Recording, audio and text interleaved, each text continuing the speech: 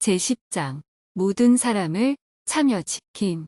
당시 파밍데일 지부의 지부 회장이었다. 후에 나는 맥네플린 부부 댁에서 그 지부를 이끌 당시의 경험에 대해 그들을 인터뷰했다. 조지는 건강이 악화되어 그들의 소박한 집의 다락방 침실에 누워 지내고 있었다. 메인주 가디너의 그 집에서 그들은 8자녀를 키웠다고 했다. 그들의 회상을 들으며 분명해진 것은 내가 교회 역사상 가장 겸손하고 가장 강한 선교사 2명 앞에 있다는 것과 그들의 이야기를 전해야 한다는 것이었다. 맥네플린 부부는 1951년 교회에 들어왔다. 맥네플린 자매의 어머니가 경험한 놀라운 시연 때문이었다. 그들은 1955년 로건 성전에서 임봉받았다. 당시의 메인주에는 5개의 지부가 있었다. 맥네플린 부부는 오거스타 근처의 리치필드 지부에 참석했는데 당시 지부의 활동 회원은 10명이었다. 그 숫자는 1960년대 초반 조지가 지부 회장으로 부름받을 당시에는 20명 이상이었다.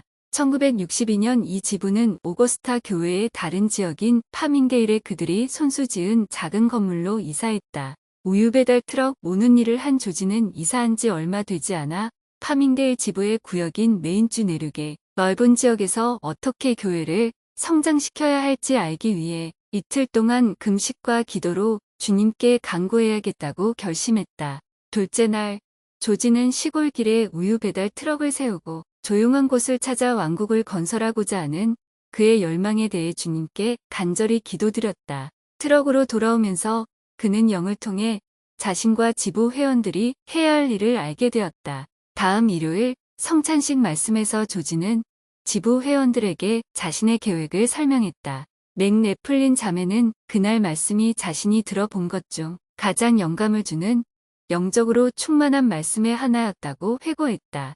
모임이 끝나고 맥네플린 회장은 지부의 세 가족을 전도 가족으로 부름을 주었다. 가족마다 10일 후인 수요일에 한 가족을 교회에 데려오라는 과제를 받았다. 조지가 유나이 여러분의 밤 또는 하나가 되는 밤라고 이름 붙인 모임에서 그는 교회에 관한 영화를 보여 주고 간단한 말씀을 한 후 간증으로 마쳤다. 모임은 그 주 후반부에 선교사들이 초대된 가족의 집을 방문하여 복음 토론을 하고 그 다음 주 수요일 유나인 모임에서 2번째 토론을 하는 것으로 이어졌다.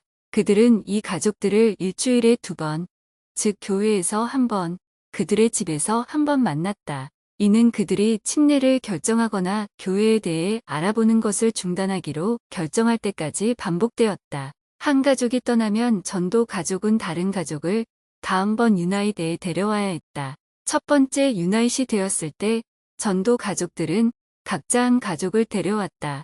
인터뷰를 하면서 나는 그 가족들이 지부 회장이 내준 그런 겁나는 과제를 충실하게 이행한 것이 놀랍다고 말했다. 칼리는 조지의 성찬식 말씀 때문이었어요. 라고 설명했다. 유나잇에 초대받은 가족들은 모두 침례를 받았고 다음 일요일에 조지는 그 새로운 가족들에게도 각각 전도 가족 부름을 주었다. 1963년 막뉴 잉글랜드 선교부에 부임한 트루먼 메드슨 회장은 맥네플린 형제와 자매에게 파밍데일 지부에 침례식이 있다면 참석하고 싶다고 말했었다. 유나잇을 시작한 지 몇 주가 되었을 때 조지는 메드슨 회장을 침례식에 초대했지만 시간상 힘들겠다는 대답을 들었다. 조지가 메드슨 회장에게 예전의 약속을 상기시키자 그는 몇 명이 침례를 받지요? 라고 되물었다. 조지에게는 그것이 3시간을 운전해서 달려갈 만한 일이냐는 의미로 들렸다. 조지는 말씀 안 드리겠습니다. 그냥 와주십시오. 라고 대답했다. 메드슨 회장이 파밍데일 지부 건물의 뒷문으로 들어섰을 때 그는 침례를 기다리며 흰옷을 입고 앉은 28명의 사람들을 헤아렸다. 그의 눈에 눈물이 고였다.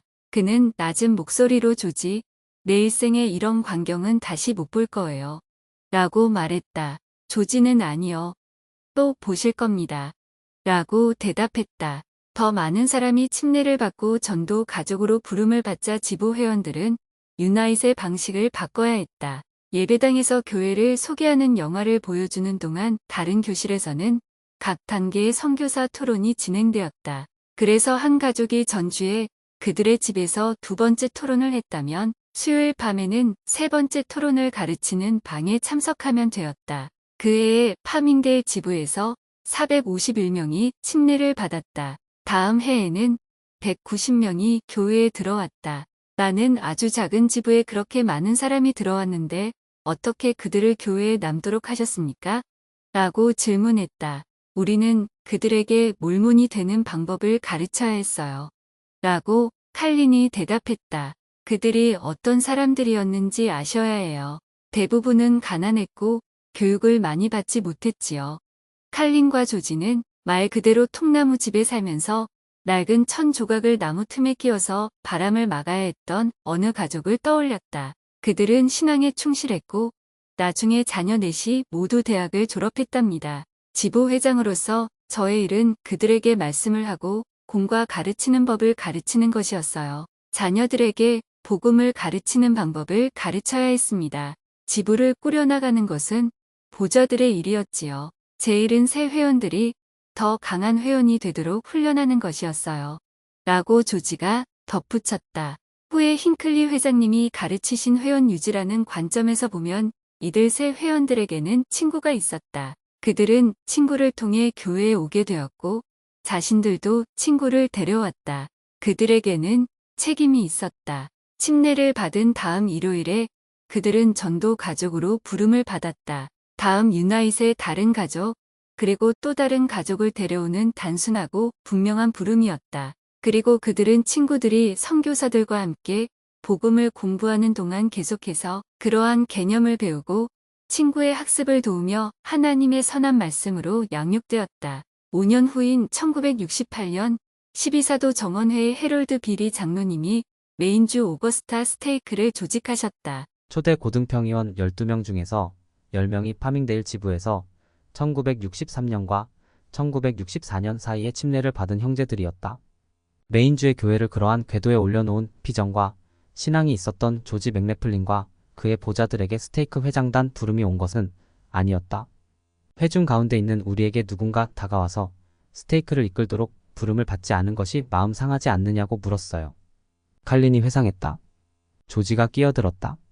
나는 아내에게 사랑하는 사람들 사이에 앉아서 다른 이들이 회중을 이끌도록 하는 것이 상당히 행복하다고 말했지요. 우리가 그 일을 한 이유는 다른 사람들을 그리스도에게로 데려오기 위해서였으니까요. 우리에게 영예를 가져오기 위해서가 아니고 말이지요. 회복된 교회 초기에 많은 위대한 선교사들의 업적은 다양한 책으로 출간되었다. 반면 이 경륜의 시대의 가장 위대한 선교사 2명이 그들의 고귀한 삶의 말년을 이토록 알려진 바 없이 메인주 가디너의 작은 집에서 보내고 있는 것은 충격적인 일이었다. 그러나 우리의 대화를 마무리하며 나는 그 방을 채운 깊은 평안의 영이 그곳에 와 있는 천사들에게서 오는 것임을 느낄 수 있었다. 그들은 때가 되면 우유 배달 트럭 운전사였던 조지와 8자녀의 어머니였던 칼린을 하늘에서 열리는 영웅들의 환영 모임에 데려가기 위해 참을성 있게 기다리는 중이었다.